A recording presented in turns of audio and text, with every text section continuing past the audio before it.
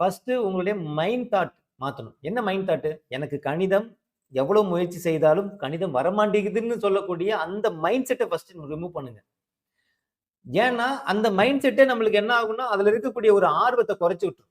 இதை நீங்க மேக்ஸ்னே எடுக்காதீங்க. ஏன்னா நம்ம ஸ்கூல்ல படிச்ச மேக்ஸுக்கும் இதுக்கும் நிறைய டிஃபரெண்ட் இருக்கு.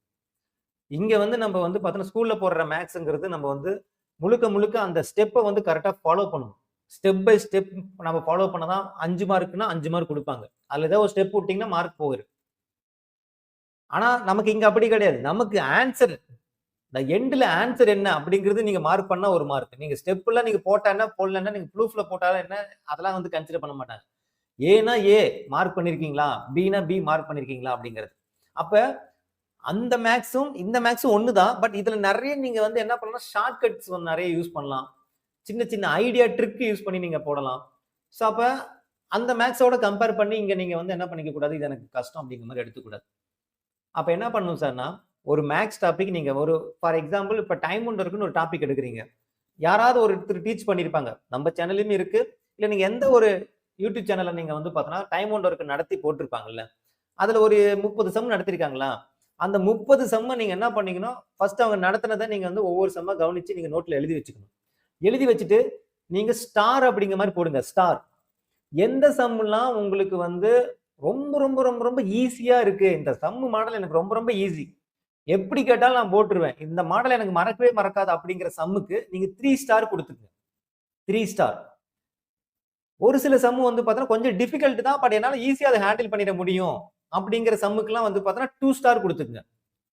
ஒரு சில சம் எனக்கு ரொம்ப ரொம்ப டிஃபிகல்ட்டா இருக்கு. என்னால முடிஞ்ச வரைக்கும் தான் நான் ட்ரை பண்ணுவேன். வந்தா தான் வரும். ரொம்ப கஷ்டமான ஒரு சம் தான். பட் இருந்தாலும் நான் முடிஞ்ச வரைக்கும் நான் ட்ரை பண்ணுவேங்கிறது சிங்கிள் ஸ்டார் மட்டும் குடுத்துக்கங்க. சோ இது மாரி எல்லா டைப் ஆஃப் அதாவது எல்லா தலைப்புல இருக்கக்கூடிய இப்ப வந்து பார்த்தோன்னா, time bound work, simple interest, compound interest. So எல்லா இதுலயுமே வந்து பார்த்தோன்னா, டாபிக்லயுமே நீங்க வந்து இந்த மாரி நோட் பண்ணி வச்சுட்டீங்க அப்படின்னா, உங்களுக்கு ஒரு கன்ஃப்யூஷன் இருக்காது. நீங்க எக்ஸாம் ஹாலுக்கு போகும்போதே, ஓகே இது வந்து 3 ஸ்டார் சம்மு. பார்த்தா அந்த அந்த அந்த 3 ஸ்டார் சம்ம பார்த்தாலே நமக்கு அது 1 மார்க் கன்ஃபார்மா ஆயிடும். 2 ஸ்டார் சம்மா கொஞ்சம் ஹார்ட் ஒர்க் பண்ணா அது கிடைச்சிடும். சிங்கிள் ஸ்டார் சம்மா ட்ரை பண்ணலாம். அந்த ஆன்சர் வரட்டும். இல்லன்னா நம்ம முடிஞ்ச வரைக்கும் எத ஆன்சரா போட முடியுமோ போட்டு வந்துடலாம். ஏதாவது ட்ரிக் யூஸ் பண்ணி போட்டு வந்துடலாம். அவ்வளவுதான். இந்த மாதிரி நீங்க பண்ணும்போது என்ன ஆகும்னா, உங்களுக்கு ஓவரால் பார்க்கும்போது நீங்க எக்ஸாம் ஹால்ல போகும்போது 3 ஸ்டார் சம்மே ஒரு 15க்கு மேல வந்துரும் எப்படி இருந்தாலும். ஒரு மினிமம் ஒரு 15 வந்துரும். அதுவே உங்களுக்கு மிகப்பெரிய ஒரு ஹோப் குடுக்கும். நீங்க ஒரு டெஸ்ட் நீங்க போட்டு பார்த்தாலே உங்களுக்கு தெரியும். சோ இந்த மாதிரி டிவைட் பண்ணி நீங்க பண்ணி பாருங்க. நீங்க எல்லாமே ஓவரால் பண்ணும்போது என்ன ஆயிடும்னா, டைம் ஒண்டர்க்குள்ள 20 சம்ல ஒரு 6 சம் உங்களுக்கு டஃப்பான சம் இருக்கும். அந்த 6 சம் டஃப்பான சம் என்ன ஆக்கி விட்டுருன்னா, உங்களுக்கு உங்களுக்கு ஈஸியா இருக்கக்கூடிய 14 சம்ம மறைச்சு விட்டுரும். மைண்ட்ல வந்து அந்த 6 சம் டஃப்ங்கிற அந்த ஒரு விஷயம் மட்டுமே மைண்ட்ல இருக்கும். இதுக்கு ஒரு எக்ஸாம்பிள் சொல்லணும்னா, ஒரு சாப்பாடு சாப்பிட்டுட்டு இருப்போம். இலையில நெறைய வெரைட்டி ஆஃப் மீல்ஸ்ல வந்து பார்த்தோம்னா, நெறைய வெரைட்டி இருக்கும். அதுல அதுல ஏதாவது ஒரு பொரியல்ல உப்பு அதிகமா போயிடும்.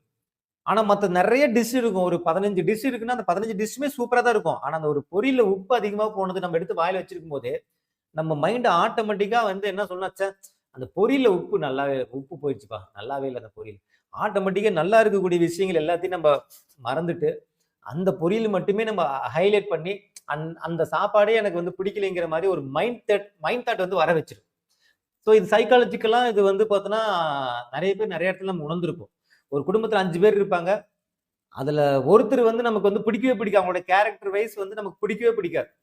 அவங்க பேசுற விதமும் நமக்கு பிடிக்கவே பிடிக்காது. அதனாலவே அந்த ஃபேமிலிய நம்ம என்ன பண்ணிடும்னா, ஒரு மாதிரி பார்க்க ஆரம்பிப்போம். ஒதுங்கியே இருப்போம்.